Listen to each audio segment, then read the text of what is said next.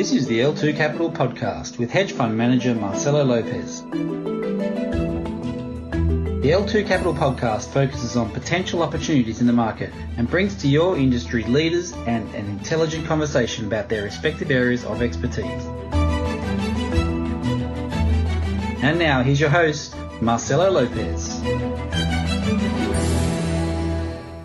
Olá pessoal, eu sou Rafael Siqueira e no episódio especial de hoje do podcast da L2 Capital nós resolvemos inverter os papéis. Marcelo Lopes, nosso anfitrião de sempre, hoje é o nosso convidado. Marcelo, começa contando um pouquinho pra gente sobre sua história, sobre sua trajetória no mercado financeiro e também sobre a L2 Capital. Claro, obrigado Rafael.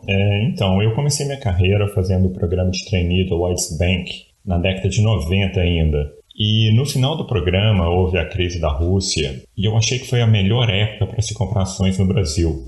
Eu acompanhava as ações já há bastante tempo e acabei então saindo do Lloyds e montando um clube de investimento lá na Cita. O clube teve uma performance maravilhosa, mas no começo de 2000 a bolsa estava um pouco alta e os riscos no mundo inteiro estavam aumentando. O Nasdaq estava batendo recorde atrás de recorde e a situação estava um pouco insustentável. Eu resolvi que eu precisava de mais conhecimento, liquidei o fundo e fui para a Espanha fazer um MBA. Depois da Espanha, eu fui lá para a Finlândia, fiz minha especialização em finanças e no começo de 2002 eu já estava em Londres trabalhando na Citi. Trabalhei 6 anos lá, meu último emprego foi na Gartmore, que é um dos maiores hedge funds do mundo para mercados emergentes, e eu era o responsável pela gestão de cerca de 3 bilhões de dólares. Meu trabalho basicamente era viajar pelo mundo, no mercados emergentes, né, claro, à procura de oportunidades de investimento. Agora na L2 Capital, o nosso foco é mercado internacional e também sempre buscando oportunidades de investimento. Coisas que estejam fora do radar da maioria dos investidores, onde a gente tem uma chance muito grande de sucesso. A gente conversa sobre isso com uma certa frequência, não adianta ficar correndo atrás de Facebook, Amazon, Google, assim como todo mundo faz. E tampouco faz sentido ficar comprando bonds de longo prazo de empresas com dificuldades financeiras para tentar ganhar 3%, 4%. Não é isso que vai fazer a diferença. A gente tem uma visão muito diferente do mundo, a gente olha mais para o risco do que para o retorno. E a gente tenta aproveitar algum mispricing que existe no mercado. Perfeito, Marcelo. E falando em investimentos que não são óbvios, né, que estão fora do radar de todo mundo, a L2 Capital atualmente está focada numa tese que é o mercado de urânio, né, sobre a qual pouquíssimas pessoas no mundo estão falando. Conta um pouquinho pra gente como que você se deparou com essa tese tão fora do radar. Claro. Então, no começo de 2017, eu estava em Nova York conversando com um analista de mercado que eu respeito muito. E ele mencionou que estava estudando o mercado de urânio que gostava bastante. Eu dei uma olhadinha na época, mas não me chamou muito a atenção não. Só que no final de 2017, a Cameco, que era na época a maior empresa listada em bolsa no setor de urânio, anunciou que ia pôr a mina dela, McArthur River Mine, que é a maior mina do mundo, em care and maintenance, que é simplesmente suspender a produção da mina. E eu achei que aquela notícia fosse bem importante. Poxa, a maior mina do mundo, com a maior concentração de urânio, vai parar de produzir? Sem dúvida nenhuma, isso é uma notícia que vai impactar o setor. Mas nada, o negócio não impactou, o setor subiu um pouquinho, depois o preço voltou. E eu fiquei intrigado com aquilo, falei, poxa, não é possível. E eu comecei a estudar mais e mais o setor. No começo de 2018, né, há pouco mais de um ano, eu tive uma conversa com um analista que é considerado o melhor analista do setor de commodities no mundo, e eu perguntei para ele sobre o mercado de urânio e sobre o underfeeding. E ele nunca tinha ouvido falar em underfeeding até então. Ele até brincou comigo, perguntou se eu não estava traduzindo uma palavra do português para o inglês e me perdi aí na tradução. E aquilo para mim foi aquele momento de lucidez que você fala, poxa, se o melhor analista do setor não tem ideia do que é underfeeding, não tem ninguém olhando para esse setor. Realmente o setor tá apagado.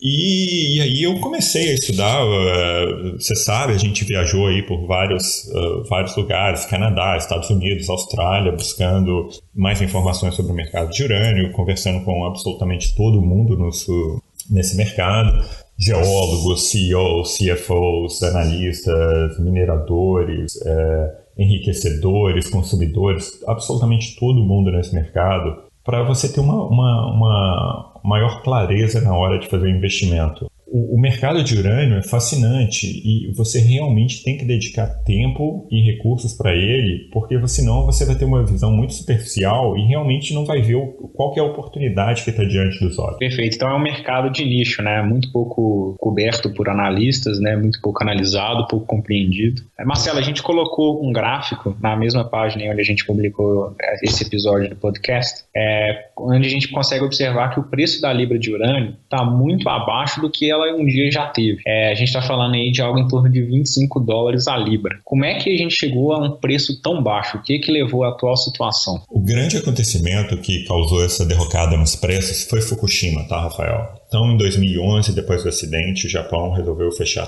todas as usinas nucleares do país. Então, o mundo não só perdeu um grande consumidor de urânio, mas também ganhou um grande vendedor, porque o Japão tinha estoques grandes e começou a despejar esse estoque no mercado. Número 2, a narrativa na época era muito ruim. Para as pessoas que se lembram do episódio, tinha papo de que o Japão nunca mais ia voltar a produzir energia nuclear. A Alemanha e a Bélgica estavam decomissionando todos os reatores nucleares até 2022. Agora já prorrogaram por 2024, talvez prorroguem mais, mas enfim, na época essa era a notícia.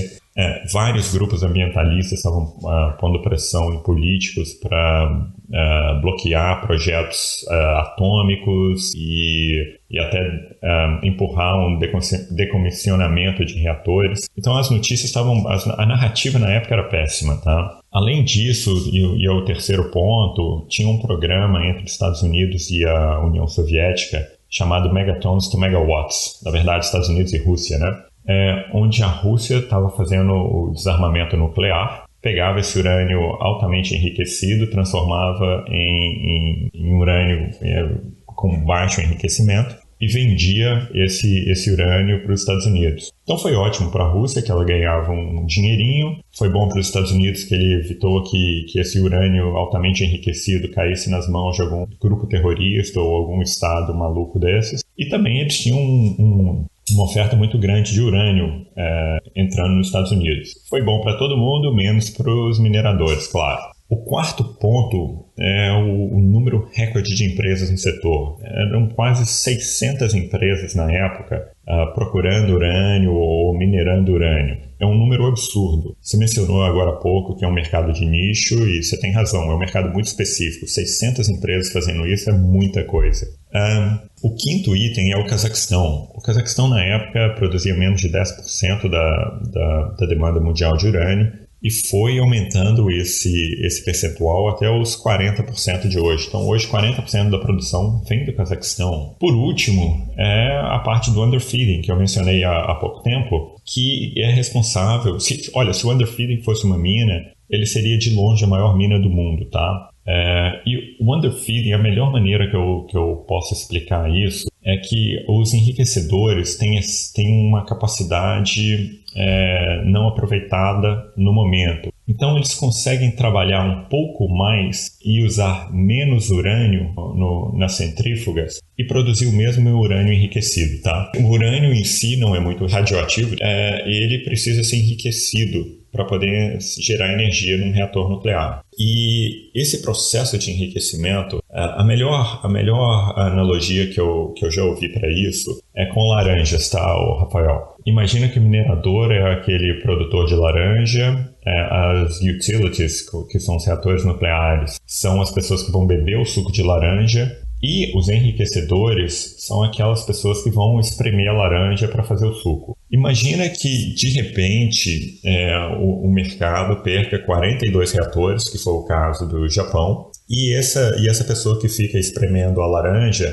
tem agora capacidade ociosa, tá? Então, ele pode perder um pouco mais do tempo dele e espremer um pouco mais aquela laranja e produzir o mesmo tanto de suco. Então imagina que com 3 laranjas ele fazia um copo de suco de laranja e entregava para as utilities. Se ele agora pegar esse tempo ocioso e espremer o máximo que ele conseguir essas laranjas, com 2 laranjas e meia, ele faz um copo de suco. E aí ele entrega esse suco e aquela uma laranja ou meia laranja que ainda restou, é dele para ele vender. Esse é o excesso de urânio que tem no mercado através de underfeeding. Ok, Marcelo, você explicou muito bem aí, então, como que a gente saiu de uma situação em que o preço estava bem mais elevado em 2011, quando aconteceu o acidente nuclear de Fukushima, até a gente chegar aos dias atuais em que a libra de urânio está a $25.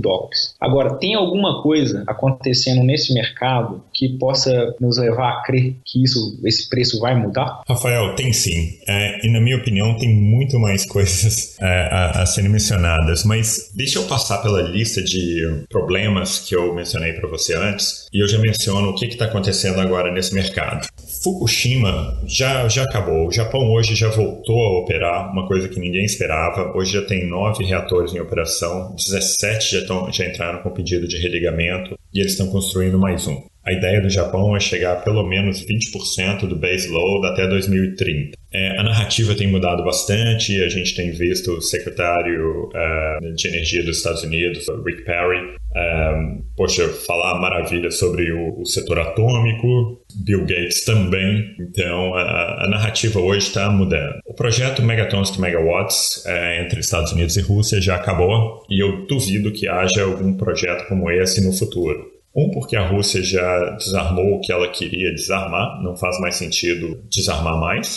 E número 2, porque o presidente Trump já anunciou que não vai assinar mais nenhum acordo de não proliferação nuclear com outras nações. Então, se alguma coisa, isso vai criar uma corrida para um armamento, o que obviamente é péssimo para o mundo, mas é bom para o setor de urânio. Em termos ao número recorde de empresas que existiam na época, e eu falei isso, eram 500 e tantas empresas, quase 600 empresas no setor de urânio, hoje tem 40, ou seja, também é muito baixo.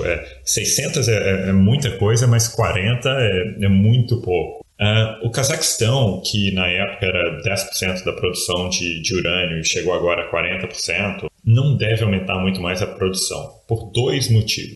A Kazatomprom agora é uma empresa pública e ela não está preocupada em produção agora, ela está preocupada com lucro. Então, ela dá guidance, no guidance ela já inclusive anunciou que vai reduzir a produção projetada para os próximos 3 anos em 20%. E se o preço não melhorar, essa redução vai se manter. E outra, porque o reator nuclear não vai comprar 100% da demanda dele de urânio de uma empresa só em um país só. É muito risco para eles. Eles tendem a se diversificar. Então, ainda que o Cazaquistão consiga entregar o melhor urânio nas melhores especificações, um prazo mais rápido e um custo mais baixo, ele tem um limite até onde ele pode ir, e a gente acha que está bem próximo desse limite, tá? E, por último, a parte de underfeeding pode muito facilmente se transformar em overfeeding, que é o reverso da moeda. Então, no exemplo que eu dei antes, o enriquecedor ia pegar 3 laranjas e produzir um copo de suco de laranja. O underfeeding é quando ele usa 2 laranjas só, ou seja, ele underfeed a centrífuga dele, e com 2 laranjas só ele consegue produzir esse suco de laranja. O que acontece quando, de repente, a sua capacidade ociosa vai embora e você precisa entregar? Aí o contrário começa a se apresentar. Então você tem o overfeeding, onde a centrífuga vai usar as 3 laranjas e vai ainda voltar no mercado, comprar uma laranja a mais para espremer e só tirar aquele suco fácil para produzir aquele mesmo copo de laranja. Então você cria uma demanda até mesmo dentro dos enriquecedores. Esse é o reverso da moeda. O que a gente estava na época de Fukushima, né, em 2011, e como que a gente está agora. Além disso, Rafael, a gente está vendo o mercado de energia atômica é um mercado em crescimento. Ao contrário do que muitas pessoas imaginam, é um mercado que está crescendo aí acima de 2% ao ano. Porque energia atômica produz uma energia que é confiável, que é barata, que é segura, ao contrário do que muitas pessoas pensam, e é uma energia limpa. Então, mais e mais países estão construindo reatores. A China já anunciou que até 2030 vai construir entre 6 e 8 reatores por ano. A Índia, semana passada, assinou acordos com os Estados Unidos e França para a construção de 12 reatores, 6 americanos, 6 franceses. O Egito vai começar a construção do primeiro reator nuclear dele no ano que vem. Então, é um mercado que está em franca expansão e que ninguém está prestando atenção. Perfeito, Marcelo. Inclusive, esse assunto de demanda, além dos países que você mencionou, a gente pode lembrar aí que países que têm muito petróleo, muitas fontes de combustível fóssil, como é o próprio caso da Rússia, estão construindo mais e mais reatores. A gente também vê em países do Oriente Médio, o próprio Emirados Árabes Unidos está engajado em construir 4 reatores. Então, é uma diversificação da matriz energética que vários países estão buscando por uma questão estratégica, inclusive. Você mencionou a China, que talvez seja o principal driver de crescimento de demanda. Hoje ela depende de quase que 70% da energia elétrica dela gerada a partir da queima de carvão em termoelétrico. E isso além do problema óbvio de poluição que é causado lá, né, que é notório, todas as cidades lá são bastante poluídas na atmosfera, você tem o problema da concentração, da dependência, né? Então, um país que quer ser protagonista mundial não pode depender de uma única fonte de energia para crescer. Então, a gente tem uma mudança grande aí da dinâmica,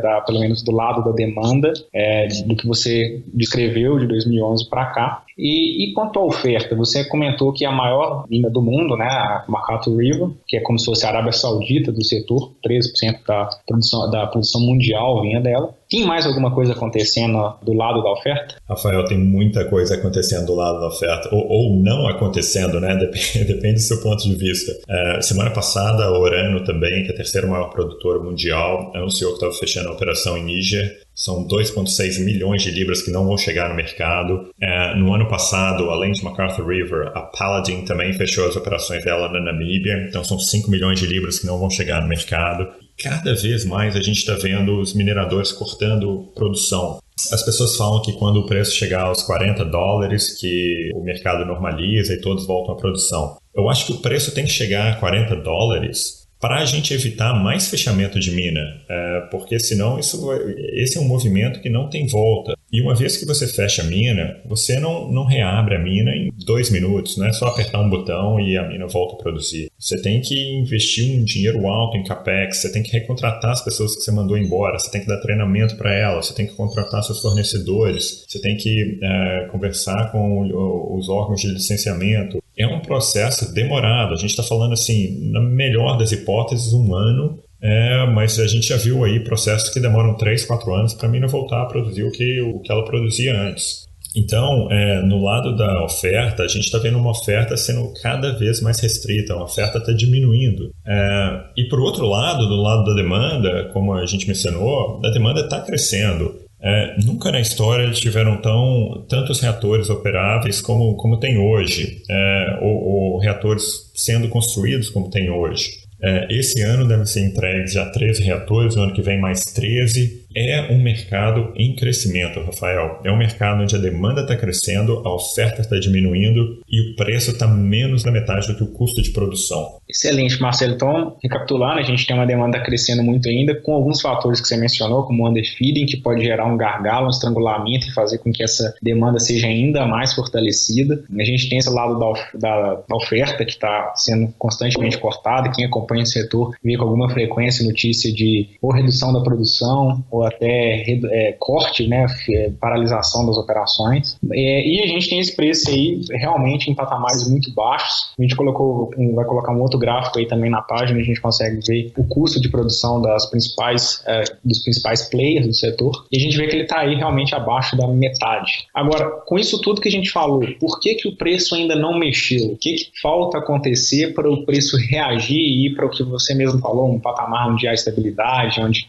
volta a ter um equilíbrio? Rafael, o grande problema no setor hoje é a Section 232, tá? E uma vez que essa Section 232 seja resolvida, os reatores vão poder voltar ao mercado, contratar os mineradores e voltar a contratar urânio. E é isso que está precisando. Agora, o que é a Section 232? Na verdade, 2 mineradores americanos, no começo do ano passado, entraram com um pedido junto ao Departamento de Comércio para que investigassem as importações de urânio nos Estados Unidos. Eles estavam alegando que foram unfair practices, que acabaram fazendo com que praticamente não haja mais mineração de urânio nos Estados Unidos. Os Estados Unidos hoje consomem 50 milhões de libras de urânio por ano e produz menos de 1 milhão de libras. Então, a indústria de mineração de urânio nos Estados Unidos foi praticamente liquidada. No meio do ano passado, o Departamento de Comércio acatou esse pedido de investigação dos mineradores. E em abril,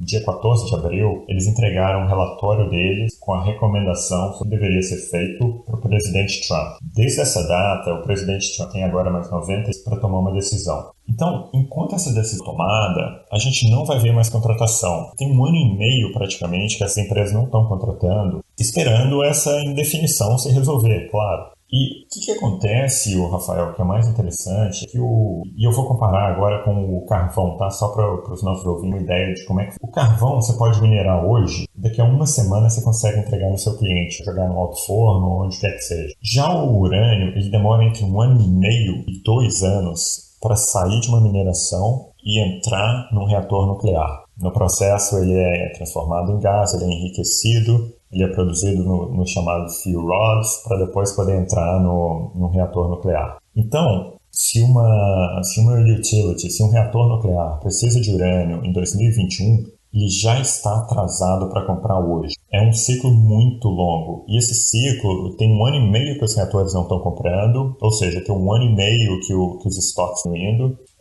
e eles vão ter que assinar contratos de longo prazo. Eles estão desesperados para poder assinar. Eles só querem uma resolução dessa Section 232, que deve ocorrer nas próximas semanas, eu diria, para poder voltar ao mercado. Perfeito, Marcelo. É só para deixar claro também para os nossos ouvintes, uma preocupação que existe aí nessa petição da Section 232, pelo menos alegada pelos mineradores, é que há uma grande concentração como o próprio Estados Unidos não produz uma parte significativa do urânio que ele precisa para gerar energia nuclear, ele tem que trazer isso de fora. Então ele traz principalmente de países como Austrália e Canadá, que juntos respondem por metade disso, e a outra metade vem de países como Cazaquistão e Rússia, né, que definitivamente não são nações amigas dos Estados Unidos. Então também por isso uma questão de preocupação com a segurança nacional. Correto. E foi exatamente isso que os mineradores alegaram também. Além da unfair practices, foi o caso de segurança nacional. Lembrando que 20% da energia produzida nos Estados Unidos é atômica, né? Então, o impacto disso pode ser grande no país. Exato. Os Estados Unidos é o maior produtor de energia elétrica a partir de fissão nuclear do mundo, né? Como você mesmo falou, 20% da energia elétrica dos Estados Unidos vem de geração atômica. No mundo, né, a energia nuclear responde por quase 12% da geração de energia elétrica. E por isso da relevância, então, dessa questão, desse entrave para a resolução do setor, para a volta das contratações. Então, as empresas as utilities, né, as geradoras de energia, elas dependem muito de uma segurança, né, para poder voltar a sequer sentar na mesa. Agora, Marcelo, você mencionou que no último bull market a gente chegou a ver não ações, mas o preço da Libra $140. Explica pra gente um pouquinho o que aconteceu naquele último bull market que fez com que o preço subisse tanto, por favor. Olha, as similaridades são grandes, tá, Rafael? Mas basicamente o que aconteceu no último bull market é que os reatores nucleares, as empresas de utilities, ficaram com medo de que a China estava entrando nesse mercado e ela ia comprar todo o urânio e eles iam ficar sem.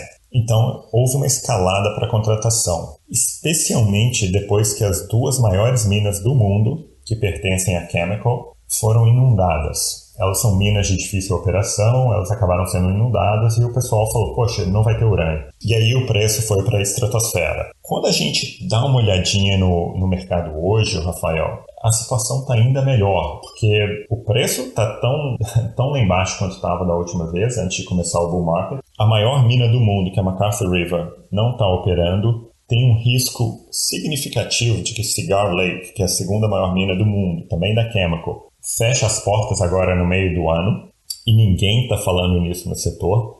A Kazatomprom, que é a maior mineradora do mundo, obviamente, como o nome sugere, do Cazaquistão, já anunciou que cortou a produção planejada dela para os próximos 3 anos, em 20%. Várias minas sendo fechadas. E a China, que no último bull market estava entrando nesse mercado e o mercado estava com medo de que ela fosse consumir todo o urânio, já está no mercado hoje, já está construindo aí entre 6 e 8 reatores por ano e vai continuar construindo até 2030. Então, o que era uma expectativa há pouco mais de 10 anos, hoje é realidade. E o que está acontecendo hoje, Rafael, ao contrário daquela época, é que naquela época tinha um excesso de oferta de urânio e ainda assim o preço disparou. Hoje é o contrário, hoje as minas estão sendo fechadas. além de não ter excesso, no ano passado foram produzidos cerca de 140 milhões de libras de urânio e foram consumidos, se a gente incluir os compradores financeiros, cerca de 200 milhões de libras.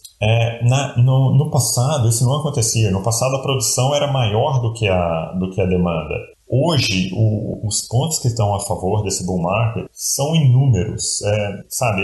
Investimento não fica melhor e mais fácil do que isso. É um caso de demanda aumentando, a oferta diminuindo e o preço, de acordo com a International Energy Agency, está em menos da metade de onde deveria estar. Entendi, Marcelo, perfeito. A gente, com base nisso tudo que você falou, a gente pode inferir, ou pelo menos imaginar, o que a gente está vendo agora seria início de um bull market talvez mais poderoso, mais vigoroso do que o último? Rafael, eu acho que sim. Eu acho que esse bull market já começou. Em 2017, no final do ano, a libra de urânio estava aí na faixa dos $18. Hoje está na faixa dos 25. Então, de acordo com a definição do bull market, né, dos 20% de aumento no preço, o urânio já está em bull market. E eu acho que esse bull market tem tudo para ser muito mais forte do que o anterior. Porque, de novo, hoje tem um aumento de demanda real e está tendo uma destruição de oferta. E quando você destrói a oferta, o impacto que você tem no preço é muito maior, porque você não religa uma mina só apertando um botão. Custa tempo, dinheiro. Nenhum minerador, imagina que o preço de urânio dobre de hoje para amanhã, de 25 para $50 a libra. Ninguém vai retomar as operações porque o preço dobrou. Eles vão querer que o preço fique estável primeiro, suba muito acima de onde que ele está, para poder justificar, contratar gente de novo. Olha, eu vou te dar o exemplo de McArthur River, tá? Eles mandaram 500 pessoas embora. Dessas 500 que eles mandaram, e eu sigo alguns geólogos de perto, inclusive converso com eles com uma certa frequência, alguns deles estão no Canadá, outros foram para os Estados Unidos, tem 2 que foram para o Cazaquistão e tem um que está aqui na Austrália. Agora imagina, se o preço de urânio for para $50, como que a Chemical vai religar uma mina dessas? Ela vai ter que contratar todo mundo de volta. Olha o custo que ela vai ter que ter para contratar 500 pessoas, pegar as aprovações de novo no Canadá para voltar a minerar, fazer o capex que ela tem que fazer, contratar os fornecedores. Sabe, ela vai ter que ver um custo muito acima disso. E a segunda maior mina do mundo, que é a Cigar Lake, vai se exaurir em 2027. Então a gente está falando que tem mais 8 anos de produção dessa mina e acabou. A Chemical não vai voltar com a McArthur River enquanto não tiver o book de Cigar Lake totalmente contratado. Então, a gente está falando que essa mina de McArthur River não vai voltar a operar pelos próximos 2-3 anos, pelo menos. Ou seja, 13% da produção mundial não vai voltar nos próximos 2-3 anos, ainda que o preço de urânio dobre. Então, a perspectiva para o setor de urânio não poderia ser melhor do ponto de vista do minerador, né? Você tem uma commodity que a demanda está aumentando, a oferta diminuindo, o preço está muito errado. E o mais interessante, o comprador final é praticamente insensível ao preço, Rafael, porque o custo de operar um reator nuclear é muito baixo. É muito caro você montar um reator nuclear, mas depois que ele está construído, o custo de operação dele é muito baixo, porque é o custo do urânio, praticamente, das pessoas. E o custo do urânio é menos de 5% do custo operacional do negócio. Então, você tem o melhor dos mundos, porque o comprador final é insensível ao preço. Ele realmente não está preocupado com o preço. Tanto que o maior volume de contratos assinados na história aconteceu no último bull market, quando o preço do urânio estava acima de $100. Esse já é um belo indicativo para você saber que o que os reatores precisam é que o urânio seja entregue na data combinada, nas condições específicas. Preço definitivamente não é a prioridade aí. Excelente, Marcelo. Acho que você listou aí os motivos que explicam aquilo que você falou na última resposta, que o investimento não pode ficar muito mais fácil, mais simples do que isso. Se tratando de investimento, como que a gente pode se posicionar, então, para lucrar com esse cenário todo? Qual que é a melhor forma de se investir em urânio, na sua opinião? Rafael, olha, a gente está pouco mais de um ano e meio investigando esse setor. Você sabe disso tão bem quanto eu. A gente já viajou aí para os Estados Unidos, Canadá, Austrália, a gente conversa com todo mundo no setor o tempo inteiro. Dessas 40 minas mineradoras que existem hoje, a gente selecionou 7 que a gente gosta e que a gente acredita que tem potencial de alta significativo com baixo risco. Tem uma também empresa que não é listada, que é uma empresa de royalties. Empresa de royalties eu sempre brinco que é a última Coca-Cola fria do deserto, porque ela não tem risco de exploração, não tem risco ambiental, não tem risco operacional, não tem risco de construção, de licenciamento, de nada. Ela só pega a parte boa. A gente viu a Royal Gold, por exemplo, que é uma empresa de royalties de gold, subir 40 mil %, ou a Silver Wheaton subir 45 mil % no mesmo período. E a gente espera coisas excelentes dessa empresa de royalties também. Ela ainda não é listada, ela deve vir à bolsa ainda esse ano, e eu acho que a gente vai ter um retorno interessante com elas. E nessas ações que a gente tem investido, Rafael, a gente está investindo através de private placements, então a gente compra ação fora da bolsa e ainda a gente ganha warrants com isso, que potencializam. Warrants são como opções de compra, né? Então elas potencializam o nosso retorno quando ele ocorrer. Lembrando que no último bull market, a ação que menos performou, a pior de todas, foi a Chemical, porque obviamente a maior, era na época a maior, a mais segura, e teve as 2 principais minas inundadas, ou seja, não conseguiu produzir. E ela subiu 1.300%, Rafael, em dólar. A maior parte das ações do setor subiu entre 3 e 10 mil %. E aí tiveram ações que subiram 15, 20, 28 e tiveram as ações da Paladin que subiram 90 mil %. Então, os bull markets nesse setor, quando eles acontecem, eles são muito violentos. E eu acho que a gente está, no começo de um bull market que vai deixar boas memórias para a gente. Excelente, Marcelo. Então, se a gente imaginar que o preço do urânio aí pode talvez dobrar ou triplicar, investir em ações, obviamente, espera-se alguns múltiplos disso daí como resultado da valorização, né? Isso é fácil de explicar, né? Afinal, as empresas têm alavancagem operacional. Agora, uma coisa que é importante deixar claro também para os ouvintes é que não existe um investimento passivo muito claro em urânio, né? Não existem contratos futuros, líquidos, negociados em bolsa. A única ETF que existe do setor, ela não retrata muito bem esse cenário todo que você desenhou para a gente aqui. Correto. A URA, que é a ETF que existe, ela fez uma reformulação no ano passado e ela acabou vendendo várias mineradoras que ela tinha em carteira, o que causou uma queda absurda no preço das mineradoras, né? Então a gente viu o preço do urânio no ano passado subir 40% e algumas mineradoras caíram aí 10, 15%, justamente por causa desse movimento. Para completar o desastre nessa ETF, eles resolveram investir em toda a cadeia. Então eles investem em empresa de engenharia, em empresa de enriquecimento, empresa de construção, porque assim eles acham que a ETF vai ficar mais segura e menos volátil. Realmente vai, mas quando vier o bull market, eles vão deixar muito dinheiro na mesa. Perfeito. Inclusive, quem tiver curiosidade de olhar as principais posições dessa ETF, vai observar que tem alguns nomes industriais, né, que produzem componentes para a indústria, e vai também ter nomes como BHP e Rio Tinto, que são grandes produtores de urânio, mas como subproduto, né? O urânio é um subproduto dessas grandes mineradoras, mas quem também quiser olhar um pouco mais a fundo vai ver que o urânio não representa nem 0,001% do EBITDA dessas empresas, ou seja, se o preço do urânio triplicar, quadruplicar, não vai fazer diferença absolutamente nenhum, vai ser erro de arredondamento para essas duas. Então acaba que a ETF descaracteriza muito quem está querendo surfar a onda da valorização do urânio, por assim dizer. Com certeza. Marcelo, existe algum catalisador, alguma coisa que a gente deva observar aí?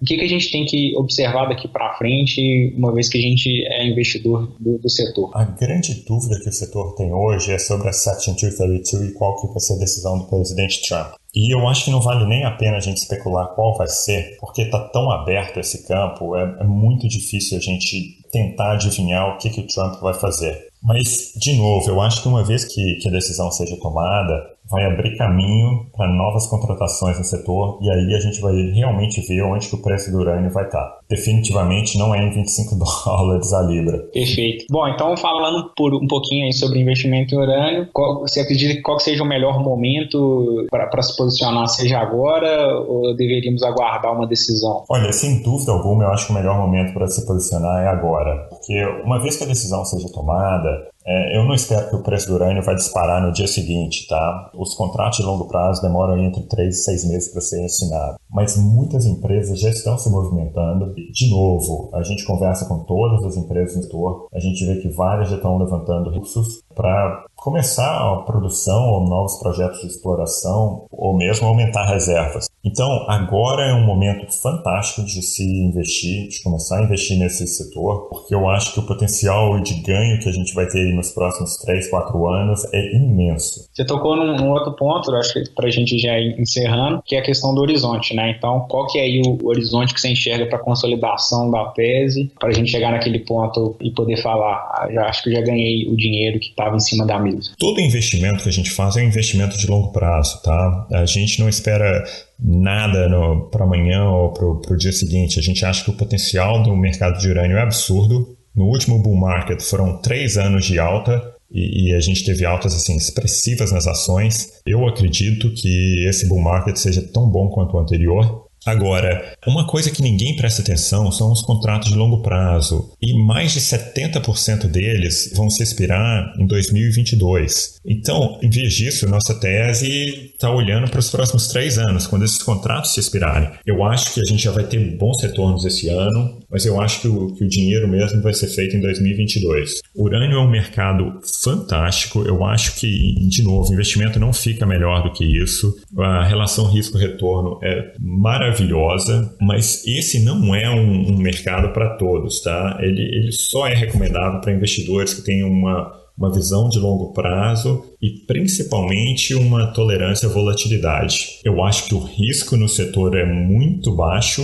mas a gente vai ter muita volatilidade. Excelente, Marcelo. Uma característica que a gente observa, olhando o desempenho do preço do urânio, é que ele tem uma correlação muito baixa com outros ativos financeiros, com outras commodities, de sorte que eu imagino que ele tenha um efeito de diversificação interessante. Será que você podia explicar para a gente um pouquinho sobre esse efeito de diversificação que ele pode dar ao portfólio do investidor? E também como que a gente deve olhar para a tese, tendo em vista que a gente está vendo recorrentemente notícias sobre desaceleração da China, um pouco de arrefecimento da atividade econômica na Europa. De uma forma geral, existe uma preocupação com a desaceleração da economia global. Como que a gente deve enxergar a tese de urânio nesse contexto? Claro, Rafa, excelente pergunta. Na verdade, o urânio não é correlacionado com nada. É impressionante. Se você olhar nos últimos 3 anos, foram anos maravilhosos para praticamente todas as commodities. Teve o vanádio que subiu aí mais de 500%, paládio,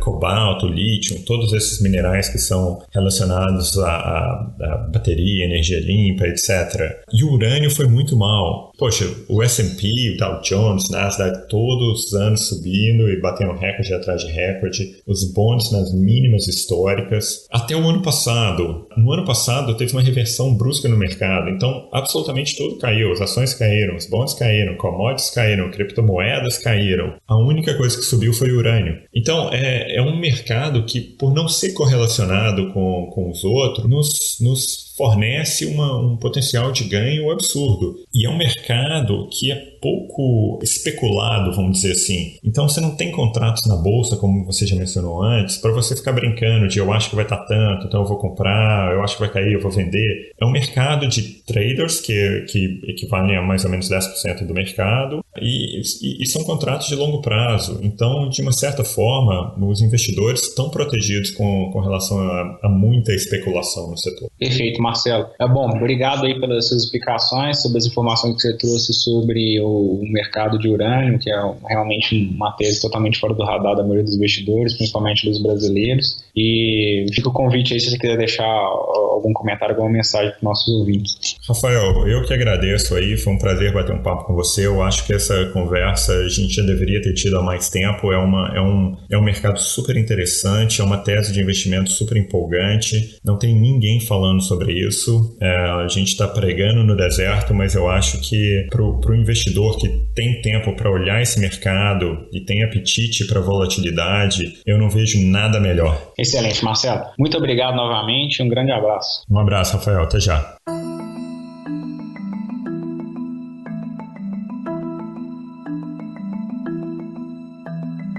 If you like this podcast, feel free to forward it to your friends and colleagues. We appreciate your time, support and your feedback. You can follow Marcelo Lopez on Twitter at MALopez1975. The information presented here is not investment advice and should not be taken as such. You should do your own due diligence and consult with your financial advisor before doing anything suggested or mentioned in this podcast. L2 Capital and its partners will not be liable for any losses that occur in doing whatever is discussed in this podcast.